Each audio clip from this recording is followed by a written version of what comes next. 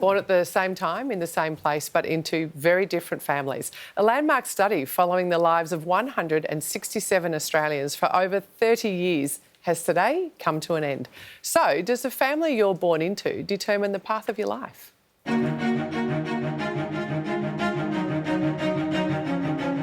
The year was 1990. Hawk was PM. Pretty Woman was a box office hit. And this was blaring on Discmans across the country. And in the inner suburbs of Melbourne, 167 babies were chosen for a groundbreaking experiment. The twists and turns of their lives. Their hopes? First of all, I'll go get a job. Then I'll go get a car, house, married. And fears? Sometimes teachers say long words and I don't understand, so it's quite hard. Tracked from infancy. I'm a little monster. To adulthood. I think I did pretty well. I got 4 scholarships and got high 80s. The mission? To find out if a child's start in life determines their fate.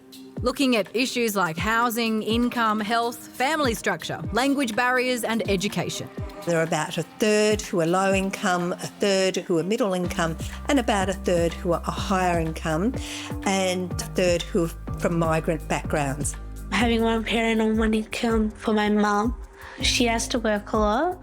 Sometimes it gets a little annoying. I realised that we are really lucky because we've got quite a lot of it, but I would rather have not that much money and spend a lot more time with my dad because he's never home. I want my own TV in my bedroom and my own bed. Now, after 34 years, the experiment has come to an end. Same age people go through the same kind of circumstances, but there were differences. The experiment finding that a supportive family along with family wealth helps individuals overcome life's challenges. One of the participants said, having money makes a difference. They've got a bit of a head start, and that, I think, is the role of social policy and programs, to give everybody a bit of a head start so that others aren't lagging behind. One of those who didn't have a head start was Isabel, raised by a single mum. The hardest thing's to find money to pay for violin lessons. It's hard to buy clothes. Well, when you saw me when I was 4, I was an only child, and now I'm one of 9. I work at Coles as a checkout chick. It's sort of monotonous, but it pays well. I don't know, really. I'm sort of trying to work out what to do. Isabel now left to reflect on her journey and where she's ended up compared to her peers. You never know from an infant what their potential might be, and it's been great actually to see young people who've been in some really difficult circumstance being able to flourish and find their way, but not everybody has. Some people have been in difficult circumstances and remain in difficult circumstances. So, at 34 years of age, where's Isabel now? Well, let's find out. Isabel joins us now from Mansfield, northeast of Melbourne, where she's working as an art conservator. Now, Isabel, we heard you as an 18-year-old. You were unsure of your future employment. Has life turned out like you thought it would? Not at all. My life's definitely very different to how I thought it would be at 18, and even at 20, and even at 30. It's still changing all the time. I think it'd be really interesting to look back and see what I've said at times. I know I definitely thought I'd be a hairdresser and then a chef. Wow. I thought I'd have kids, all those sorts of things, you know. And so it's been really interesting to see how my life's changed and how everyone's lives have changed and turned out differently to how they thought. So, Isabel, have you not seen what you said in the past?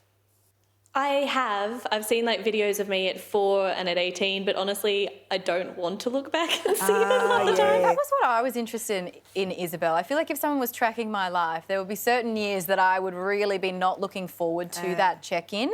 Was that the case for you? Yeah, so look, I was filmed. They did a great film when all the participants were 4 turning 5, and again, I think around 13, like that changeover to high school, and at 18. But I actually said no to the video at 13. I was just, a self-conscious teenage girl. Yeah. Did not want people filming me at all. So sadly now, in hindsight, I wish I had been filmed then. I would have loved to have seen what I said, but at the time, definitely I didn't want anyone filming me. What was the age when you were like, nailed it, Maybe give me 10 years and we'll see. So far, none. Well, Isabel, the experiment, I mean, there was some serious data that was trying to be collected as well, right? And the evidence, it found that class does matter. The circumstances you were born into, that matters. Do you agree? I would say yes and no. Definitely it can impact how your life pans out, especially at the beginning of your life. But look, circumstances change all the time.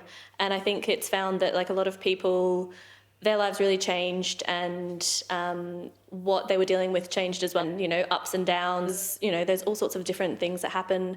And yeah, I've been really able to sort of track my own life too and sort of have that comparison to people that literally were born in the same place at the same time as me, which is kind of cool.